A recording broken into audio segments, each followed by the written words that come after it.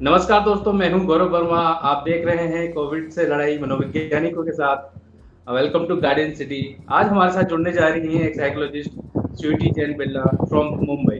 तो स्वीटी जी, कैसी हैं आप? मैं बहुत बढ़िया हूँ। आप बताइए, आप कैसे हैं? मैं भी अच्छा ही हूं, थैंक यू। तो स्वीटी जी, मैं जानना चाहूंगा मुंबई का आपका ऑब्जर्वेशन कैसा रहा है? आपके वहाँ के केसेस आपने अटेंड किए, तो उनके बारे में आपका क्या अनुभव रहा है? वो थोड़ा सा हमारे साथ शेयर कीजिए। ज़रूर। मुंबई का अनुभव डेफ़िनेटली हम सब जानते हैं कि मुंबई बहुत ज़्यादा बुरी तरह से कोरोना ग्रस्त है। यहाँ पे केसेस काफ़ी ज़्यादा हाई हैं एंड प्लस मैं एक स्कूल से भी जुड़ी हूँ। वहाँ पे एज़ ए स्कूल काउंसलर मैं काम करती हूँ और प्लस प्राइवेट प्रैक्टिस भी करती हूँ। मेरा खुद का भी प्रैक्टिस है। तो मैं डिफ़रेंट एस्पेक्ट ऑफ एरियाज़ में मैं डील कर रही हूँ। एक बच्चों के साथ और एक बड़ों के साथ। तो अगर मैं बच्चों के केसेस के बारे में बताऊँ कि किस तरह से मैं केस डील किस तरह के केसेस मेरे पास आते हैं और मैं डील करती हूँ, वो मेनली है कि उनका जो स्क्रीन टाइम बढ़ गया है बच्चों का। क्योंकि अभी पूरा जो हम फिज़िकल क्लासरूम में जैसे एक बच्चा सुबह 7 बजे से या 8 बजे से 2 बजे तक रहते थे। वहाँ खेलना, कूदना, इधर जाना, उधर जाना, टिफ़िन शेयर करना, लोगों से मिलना, वो चीज़ पूरी ऑनलाइन हो गई है। और फिज़िकल एक्टिविटी ऑलमोस्ट निल जिसको हम बोल सकते हैं। तो वो स्क्रीन टाइम पे माने स्क्रीन के सामने एक 5 घंटा लगातार बैठना इज़ अ डिफ़िकल्ट जॉब। क्योंकि हम बड़े होके भी हमें बहुत तकलीफ़ होते हैं क्योंकि वो आँखों में जो रेडिएशंस होते हैं, प्रॉब्लम्स होते हैं, हम जो फ़ेस करते हैं नेटवर्क इश्यूज़ के लेके, वही चीज़ अब बच्चे फ़ेस कर रहे हैं। तो बच्चों में एक इरिटेशन, एंग्ज़ायटी, फ्रस्ट्रेशन, गुस्सा बहुत ज़्यादा आ गया है, हद से ज़्यादा बढ़ गया है। एक फ़ियर बैठ गया है। डेफ़िनिटली कोरोना को लेके सब में फ़ियर है, चाहे वो बड़े हैं, बूढ़े हैं या बच्चे हैं। तो वो बच्चों में और ज़्यादा देखने को मिल रहे हैं। तो ये चीज़ें बहुत ज़्यादा इम्पैक्टफुल हो रहे हैं बच्चों के लिए। प्लस जो बच्चे एडीएचडी जिसको एडीएचडी है, वो बच्चे और ज़्यादा रेस्टलेस हो रहे हैं। तो ये चीज़ें हम बहुत ज़्यादा ऑब्ज़र्व कर रहे हैं। अगर हम बड़ों को जाएँगे, बड़ों को हम केसेस अगर देखते हैं तो उनमें जैसे एक हम सभी जानते हैं कि लाइफ़ इज़ वेरी अनसर्टेन। हमें पता नहीं कि आज हम जीवित हैं तो कल रहेंगे, नहीं रहेंगे, कोई नहीं जानता। लेकिन वो फ़ियर ऑफ अनसर्टेनिटी बहुत ज़्यादा इंक्रीज़ हो गया है। तो ये एक चीज़ डर मन में बहुत ज़्यादा तरह से ग्रस्त हो चुका है। फिर एक ठो हो गया है कि एक एंग्ज़ायटी बहुत ज़्यादा अपने आप को लेके, अपने हेल्थ को लेके, प्लस परिवार को हेल्थ को लेके, बहुत ज़्यादा एक लोग बहुत कन्फ्यूज़न में हैं कि क्या होगा? कब क्या हो जाए पता नहीं। फिर एक है कि फ़ियर ऑफ लॉस, एक ग्रीफ़, ये भी हमको देखने को मिल रहा है। हम इस सेकंड वेव में हमने देखा है कि हम पहले वेव में क्या था कि हम दूर की रिश्तेदारों को या दूर के लोगों के बारे में सुनते थे कि उनको कोरोना हो गया है, वो अब नहीं रहे। लेकिन अब ये हमारे परिवार में आ चुका है। हमारे जो मित्र हैं, हमारे जो बहुत क्लोज़ रिलेटेड हैं, उनमें हम देखने को मिल रहे हैं कि वो भी अब कोविड ग्रस्त हो रहे हैं और वो भी हमें छोड़ के जा रहे हैं। तो ये अपनों को खोना, ये एक डर, उस खोने के बाद जिस तरह से डील करना कि हाँ कोई किसी का हस्बैंड चला जा रहा है, किसी की पत्नी चली जा रही है, किसी के माता पिता गुजर जा रहे हैं। तो इस चीज़ को खोने का डर, खोने के जो कोपिंग करने का एक ठो कि मैं कैसे रहूँगा उसके बिना, मेरा कोई नहीं है। ये चीज़ें बहुत ज़्यादा देखने को मिल रही हैं। हाँ, बिल्कुल स्वीटी जी, सही कह रहे हैं आप कि इस तरह के केसेस सामने आ रहे हैं। डर एक हमारे मन में बैठ चुका है। स्वीटी जी, जिस तरह से केसेस आप देख रहे हैं, तो आपका क्या सजेशन और गाइडेंस रहता है इस तरह के केसेस में? वो भी आप थोड़ा हमारे हुँ, साथ हुँ। शेयर, ताकि ये वीडियो जो भी देख रहा हो, कहीं न कहीं इस तरह की समस्याओं से भी वो सामना कर रहा है, तो उन्हें हेल्प मिल पाएगा। देखिए, हमेशा ये याद रखना है कि प्रॉब्लम्स हमेशा आती ही रहेगी। ऐसा है नहीं अगर लाइफ में हमने जन्म लिया है तो प्रॉब्लम्स आएँगी, लेकिन उस प्रॉब्लम्स को देख के घबराना नहीं है। हमें डट के सामना करना है और हो सकता है कि अकेले नहीं लेकिन मिल के सामना करना है। मैं हमेशा यही मानती हूँ कि डेफ़िनेटली कोविड ने बहुत चैलेंजेस हमें दिए हैं, बहुत ज़्यादा। लेकिन कहीं न कहीं हमें उसे पॉज़िटिवली भी लेना चाहिए। कैसे? हम जिस तरह से फैमिली के संग टाइम स्पेंड नहीं कर पाते थे, आज ये लॉकडाउन के कारण कहीं ना कहीं डेफिनेटली ये हमें मौका मिला है कि अपने जो क्लोज, अपने माता पिता, अपने दादा दादी या अपने जितने भी क्लोज रिलेटिव्स हैं या अपने परिवार है, उनके संग हम वक्त गुजार सकें। राइट? सो मैं यही गाइडेंस देती हूँ कि अपने आप को मेंटली पहले ये acceptance, you have to accept that yes चीज़ें हैं, चैलेंजेस हैं, उसको डिनायल मोड में मत लीजिए। Don't deny the fact, problems हैं, हमें दुख हो रहा है, दर्द हो रहा है, रोना आ रहा है, गुस्सा आ रहा है, दिस इज ऑल नॉर्मल। तो you accept that this is very normal and accept the fact that yes, अगर आपको रोना आ रहा है तो आप रो लीजिए, उसको दबा के मत रखिए। मैं हमेशा ये मानती हूँ, अपने स्टूडेंट्स को यही बोलती हूँ, अपने जो क्लाइंट्स आते हैं उनको यही बोलती हूँ, हमेशा इमोशंस को इमोट करना बहुत बहुत ज़रूरी है। अब ये डिपेंड करता है कि आप इमोशंस को कैसे इमोट करते हो, कंस्ट्रक्टिव वे में या फिर डिस्ट्रक्टिव वे में। गुस्सा आ रहा है तो आपने किसी पे चिल्लाया, या आपने कुछ तोड़ा, या आपने कुछ माने किसी चीज़ को माने खराब कर दिया, तो वो डिस्ट्रक्टिव एंगर हो गया। अगर आपको गुस्सा आ रहा है तो आपने आपकी जो हॉबीज़ है, आपने अपना पूरा ध्यान उसमें केंद्रित करना शुरू कर दिया। अब अगर आपका किसी से झगड़ा हुआ तो आप कुछ 5 मिनट के लिए उस माहौल से चले गए। तो ये जो कंस्ट्रक्टिव वे में आप अपना इमोशंस निकाल रहे हो, तो जस्ट मेक श्योर, मेरा एक ही गाइडेंस और एक ही सजेशन रहता है, take out your emotions in whatever way you can, but make sure it is constructive. वो आपको हार्म नहीं कर रहा और ना ही आप किसी और को हार्म कर रहे हो। सेकेंडली, मैं हमेशा यही गाइडेंस देती हूँ कि सोचिए कि आपने आपका जो समय जा रहा है, जैसे बच्चों के लिए स्क्रीन टाइम के लिए, जैसे मैंने बोला, आप 2 बजे तक स्कूल में हो, उसके बाद मैं पेरेंट्स से यही बोलती हूँ बच्चों के लिए एटलीस्ट 1 से 2 घंटा उनको आराम करने दीजिए। होमवर्क क्या दिया, क्या नहीं दिया, क्लास में क्या कराया, ये मत पूछिए। At least let the child relax, उसको कुछ अपने घर के कामों में इन्वॉल्व करने की कोशिश कीजिए।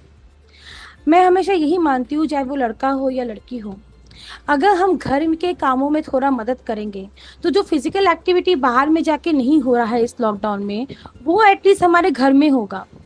एट द सेम टाइम हमारी फाइन मोटर स्किल्स भी डेवलप होगी।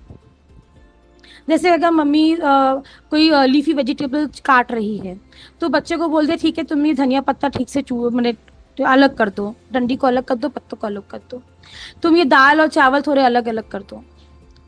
राइट? तो इससे फाइन मोटर स्किल्स भी अलग होती हैं, अटेंशन भी डेवलप होता है, बच्चा एक एक्टिविटी भी इन्वॉल्व हो रहा है, तो सारी चीज़ें एक साथ हो रही हैं और प्लस फैमिली इन्वॉल्वमेंट भी हो रहा है। राइट? थर्ड, मैं सजेशन देती हूँ कि ऑलवेज मेक श्योर फैमिली एक मी टाइम और एक वी टाइम निकाले। मी टाइम मीन्स मेरा खुद का समय और वी टाइम मीन्स हम सबका समय। ये देखा जाता है, जैसे मैं जब लाइफ स्किल क्लासेस भी लेती हूँ तो मैं यही सुनती हूँ, लोग बोलते हैं कि मुझे किसी और को खुश करना है। मैं नहीं चाहता कि मैं किसी और को दुखी करूँ, लेकिन हमेशा ये याद रखना चाहिए, ये इज़ अ गुड थिंग कि आप किसी और के बारे में सोचते हैं, लेकिन खुद के बारे में हम सोचना भूल जाते हैं, जिस कारण और फ्रस्ट्रेशन होता है, चाहे वो आप कोविड की बात करो या विदाउट कोविड बात करो। सो हमेशा मी टाइम बहुत ज़रूरी है।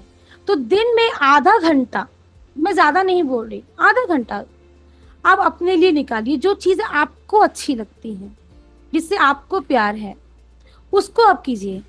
और वी टाइम मीन्स ये देखा जाता है कि वर्क फ्रॉम होम करने के बाद लोगों के जो काम करने का जो टाइम है वो बहुत ज़्यादा इंक्रीज हो गया है।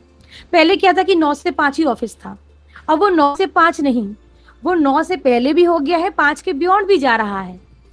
राइट? तो आप जितने भी व्यस्त हो, जितने भी बिजी हो, जितना भी आपको काम का प्रेशर है, मेक श्योर कि दिन का कुछ समय या दिन के कुछ घंटे आप अपने फैमिली के साथ टाइम स्पेंड करें। हो सकता है डिनर एक साथ करें, चलो अपने काम को 10 मिनट के लिए रोक देता हूँ, अब पहले हम एक साथ खाएंगे, पिएंगे, बातें करेंगे, उसके बाद हम कुछ करेंगे। तो दैट इज़ वेरी इम्पॉर्टेंट। और पेरेंट्स के लिए एक ही चीज़ मैं बोलती हूँ, जो पेरेंट्स मेरे पास आते हैं, एक ही सजेशंस देती हूँ, जस्ट मेक श्योर कि हमेशा पढ़ाई को लेके आप एकदम इम्पोर्टेंस मत दीजिए। पढ़ाई डेफिनेटली इम्पोर्टेंट है, लेकिन बच्चे का जो मानसिक स्वभाव है या उसकी उसकी क्या नीड्स है, उसकी क्या चाहत है, उसको भी आप समय दीजिए। क्योंकि लॉकडाउन में मैंने कोविड में ये देखा है, जो एडोलेसेंट बच्चे हैं जो प्यूबर्टी में जा चुके हैं, उनको बहुत ज़्यादा प्रॉब्लम हो रहा है कोपिंग में। क्योंकि पहले क्या था कि हम दोस्तों से मिलते थे, अपनी सारी भड़ास निकाल देते थे, जो भी अपने मम्मी पापा के बारे में कंप्लेन करना होता था, कुछ नहीं समझता, मेरे को कोई नहीं समझता, वो हम निकाल लेते थे। आज हम वो घर, और उनकी खुद भी कुछ इच्छाएं होती हैं, वो भी वो अपने अपने वेंट आउट कर लेते थे, चैनलाइज हो जाता था।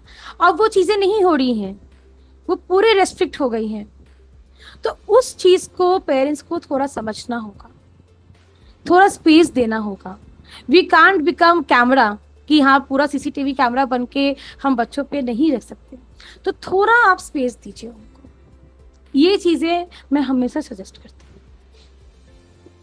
ओके स्वीटी जी, जैसे आपने 3 पॉइंट यहाँ पे बहुत अच्छे से हाईलाइट किया है कि एक होम एनवायरनमेंट में हम कैसे एडजस्ट रहें, और साथ में me time and we time जो आपने बताया वो भी अच्छा रहा। और आपने ये भी कहा कि एक्सेप्ट द रियलिटी, मतलब हाँ जो है सिचुएशन वो हमें एक्सेप्ट करना पड़ेगा, डेफिनेटली ताकि हम एक बार रियलिटी चेक फाइनल कर दें तो उसके बाद हम फिर अपना पॉजिटिविटी पे काम कर सकते हैं। डेफिनेटली। और बिल्कुल, क्या और होता है, ये जो प्रिपेयर रह सकते एक्सेप्टेंस, हैं हम अपने। हाँ, हाँ बोलिए। मेन प्रॉब्लम क्या हो रहा है कि लोग एक्सेप्ट नहीं कर पा रहे कि हाँ मेरे बिल्कुल। संग क्यों हुआ। तो ये राइट। हमें एक्सेप्ट करना ही पड़ेगा, क्योंकि जो हो गया उसको हम वापस नहीं ला सकते कैसे भी। राइट। और मेन प्रॉब्लम क्या हो रहा है, लोग पास्ट के बारे में ज़्यादा ध्यान देते हैं और फ्यूचर के बारे में सोचते हैं कि क्या होगा, राइट। कल क्या होने वाला है, अगर मुझे हो गया तो। कल क्या बिल्कुल। है किसी ने नहीं जाना। सो आई ऑलवेज बिलीव, अभी प्रेजेंट के बारे में सोचो, be mindful, be aware of your present, be aware of what is going around you, अभी जो चल रहा है आपके यहाँ, और उसको हर एक सेकेंड को एंजॉय करने की कोशिश करें, उसको यूटिलाइज करने की कोशिश करें। राइट। तो स्वीटी जी, हम लास्ट में आपसे वही सवाल पूछेंगे जो हर एक साइकोलॉजिस्ट के साथ हम पूछ रहे हैं सीरीज में, कि हम कभी ना कभी जब हम खुद स्ट्रेसफुल हो जाते हैं तो हम कुछ ना कुछ टेक्निक्स अपने आप ऊपर अप्लाई करते हैं। आप अपने ऊपर ऐसे सिचुएशन में क्या अप्लाई करते हैं, क्या आप यूज करते हैं आपको अपने आप को एंथुसियास्ट रखने के लिए, वो थोड़ा सा हमारे साथ शेयर कीजिए। आपने जैसे पूछा कि मेरी स्ट्रेटेजीज क्या है, क्योंकि definitely everyone is going through stress, and psychologist भी इंसान है, पहले हम इंसान है फिर मैं सोचती हूँ मैं साइकोलॉजिस्ट का आता है लेबलिंग। सो डेफिनेटली मैं जब पर्सनली जब बहुत टेंशन में या बहुत स्ट्रेस्ड आउट फील करती हूँ, मेरे कुछ वियर्ड टेक्निक्स हैं। पहले तो मैं अपने आप को क्रिएटिवली इन्वॉल्व करने की कोशिश करती हूँ। जब मुझे बहुत गुस्सा आता है या बहुत रोने का मन करता है या बहुत टेंशन होता है, तो मैं मंडाला ड्रॉ करती हूँ। मंडाला से क्या होता है कि बहुत सारी चीज़ें, आपका फोकस मेरे जो बाकी जो चीज़ें आप सोच रहे हो वो ध्यान भटक जाता है। जैसे हम एक गोल और पेरिफेरी के बारे में बात करते हैं, तो जो पेरिफेरी हमारा जो डिस्ट्रैक्शन है, उससे मेरा ध्यान एक पर्टिकुलर क्रिएटिव चीज़ में केंद्रित होने लग जाता है। तो जो एनर्जी में सोचने में या टेंशन करने में जो मैंने दे रही थी, वही एनर्जी और वही एफर्ट मैं दे रही हूँ अपने क्रिएटिव करने में। सेकंड, मैं क्या करती हूँ कि मैं अपनी चीज़ों को अंदर नहीं रखती, मैं वेंट आउट कर देती हूँ। तो मैं कभी कभी होता है कि मैं थोड़ा सेल्फ टॉक करती हूँ। सेल्फ टॉक से क्या होता है कि मैं अपने आप को एनालाइज करती हूँ कि मैं कहाँ गलत हूँ, क्या किया है मैंने, मुझे क्या चाहिए। तो इस चीज़ को मेरे को, क्योंकि हमें अपने आप को एनालाइज करना बहुत ज़रूरी है।